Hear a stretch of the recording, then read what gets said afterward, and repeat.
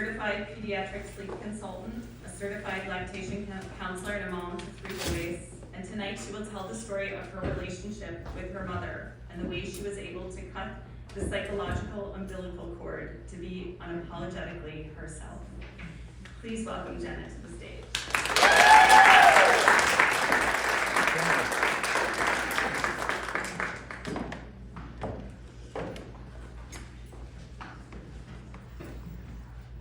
Hi everyone. How are you? So good.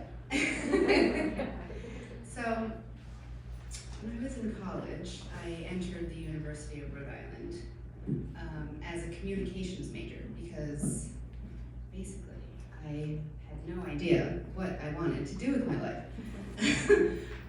Then I found out that I would have to take a public speaking class, so I immediately changed majors. So the fact that I'm standing up here right now is pretty much my #1 fear in life.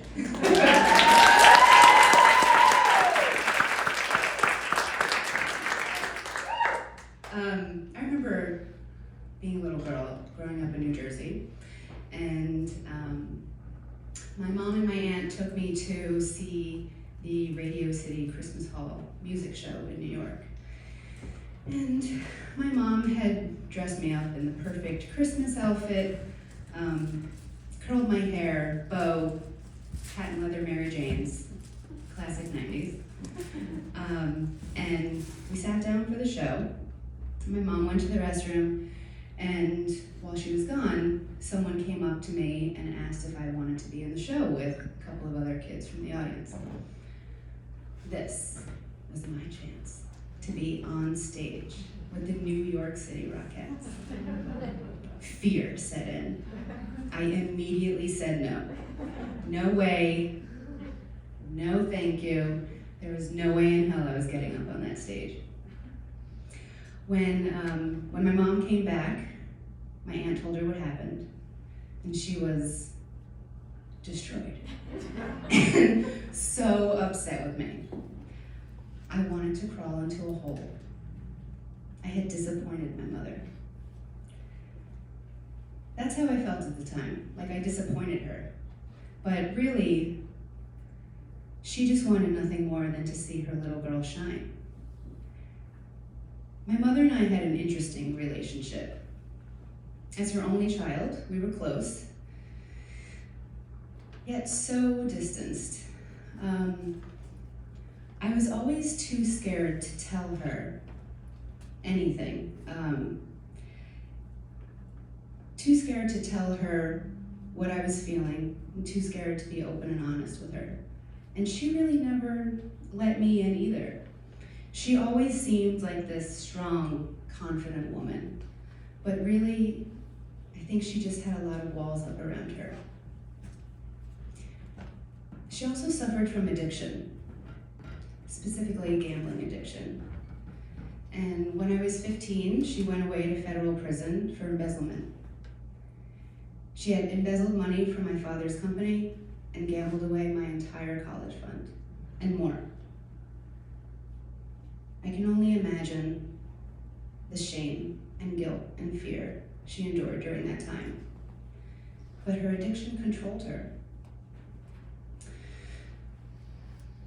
Shame, guilt, fear, the cornerstones of a good Irish Catholic family, were always at the forefront whenever I needed to tell my mother anything.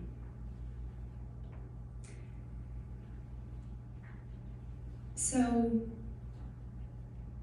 she went away to prison, and when I was 17, she was released. It was just a few days after I had graduated high school. And during the time that she was away, I lived with my older cousin, who was actually only 24 at the time. So I had to grow up quickly, and I became fiercely independent. Just like her, actually.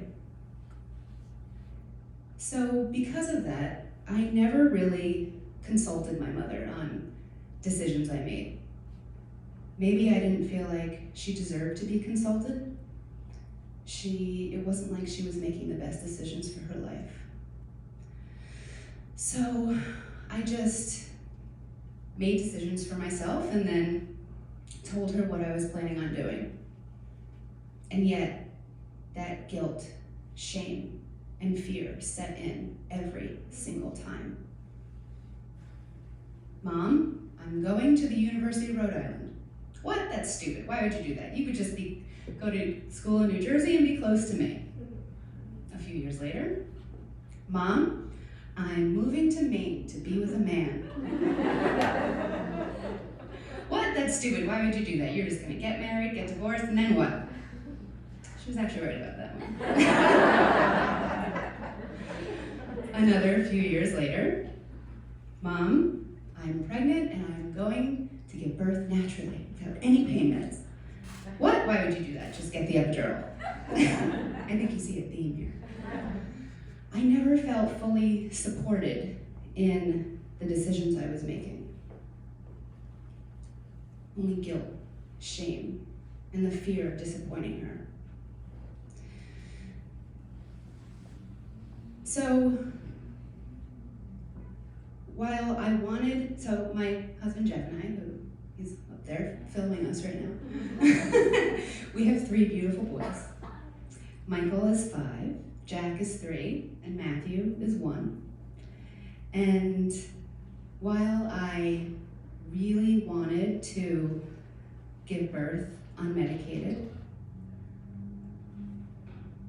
I wasn't sure I would be able to do it with her in the room with us. And I wanted her in the room with us. I wanted her to experience the pure, blissful joy that comes with welcoming a baby into the world. I wanted to witness her becoming a grandmother. And I wanted us to feel vulnerable together. But I didn't know if I could be that vulnerable in front of her. You know, that real primal vulnerability that comes with an unmedicated birth. So my first 2 births were vaginal epidural births, and they were amazing. They were perfect. I loved every moment, except for that 2nd-degree tear with my first. And I loved watching her witness her grandchildren being born. It was great. And I really did feel like we were vulnerable together during that time. I remember with my first, we got back to the recovery room and she came up to me and said, "You were just made for having babies." And that felt amazing to hear her say that. And with my second, he had to go to the NICU for a few hours, and I remember watching her cry because she was so scared of what could happen to him. And it triggered her memory of me when I was born and in the NICU.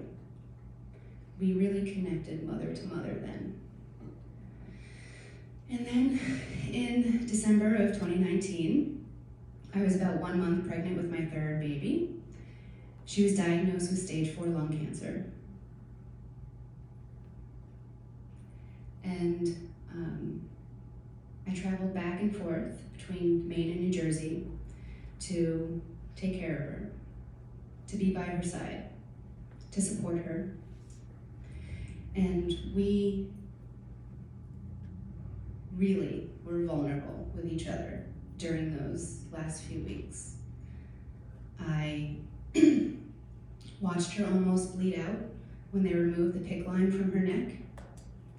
I slept on the hospital room floor just to help her use the commode in the middle of the night.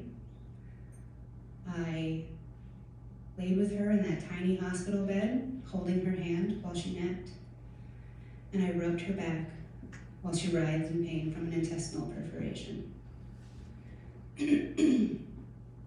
Her number 1 goal was to see my baby be born in August 2020.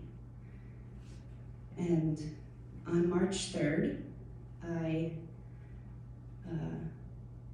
had to go home to check in with my family because I hadn't seen them for a while she went in for her surgery. And I expected to be back the following week. And on March 5th, things were not looking good for her. So I immediately booked a flight back home to New Jersey. And my Uber driver was supposed to come pick me up around 5 o'clock that evening to take me to the airport. And just as the Uber was pulling into the driveway, the phone rang. It was my cousin. I'm sorry, Jenna. Your mom just passed. That poor Uber driver.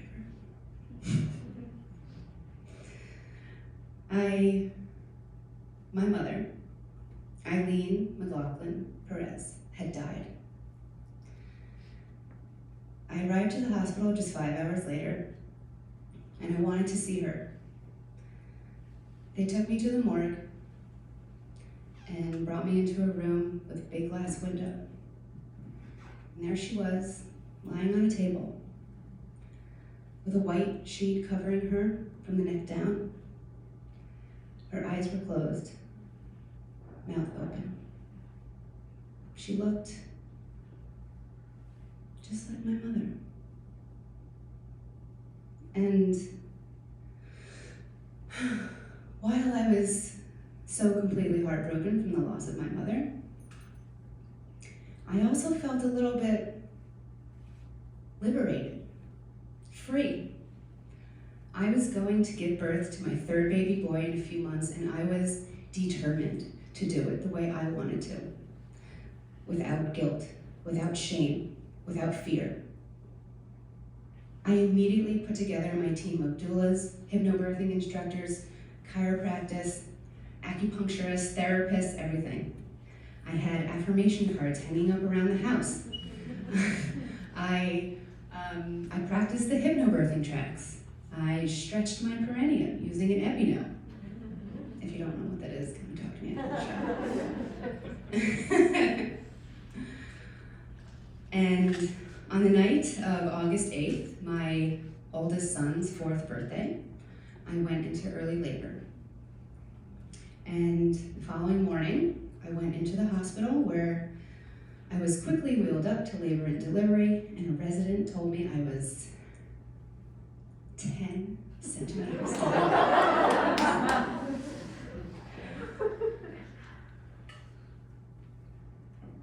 Just a few more contractions and the baby would be here, he said. I looked at my doula.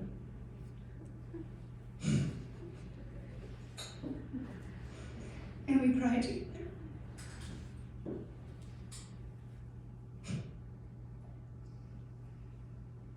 I was doing this,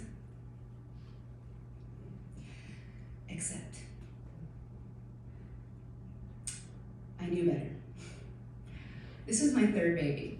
I felt like I was handling this way too well to be 10 centimeters. And my doctor finally arrived, and she rechecked me, and I was 7 centimeters. All right, first of all, that resident needs to be fired. And then despite my birth plan, he asked me what kind of pain meds I wanted. And I literally held my hand up and said, no, I don't want anything. And this whole time I'm laboring, I'm thinking about my mom. Imagining her there with me, cheering me on, and supporting me through every contraction. And I continued to labor in the tub, and then I started getting tired. And I said to my mom, I don't know if I said it out loud or in my head, but I said, Mom, it's time to let him go and send him to me. You have to let him go and send him to me. And at 8 centimeters with a bulging bag, my doctor broke my water, and 10 minutes later, at 1:41 p.m., Matthew Lachlan Marion was born. vaginally, unmedicated. I fucking did it.